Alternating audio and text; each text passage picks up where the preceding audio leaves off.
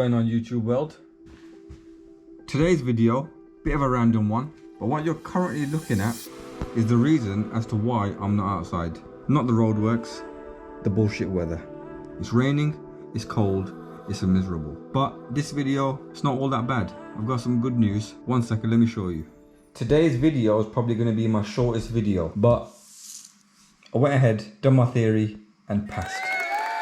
So what you're currently looking at is my pass certificate for the theory test and the hazard perception. There's two parts of the test. This is for anyone who's looking to do their theory or take it now or book it. This is basically what you're going to get at the end of it. You get a multiple choice part of the test, which is 50 questions, and then you get the hazard perception, which is 75, not questions but the videos. I just wanted to share this with everyone. We're on to the next step, which is going to be booking my mod 1, get that ball rolling, and hopefully I can take you on that journey of mod 1 practice tests. Let me get it booked and I'll give you an update a little bit later, but in the meantime and between time, peace out.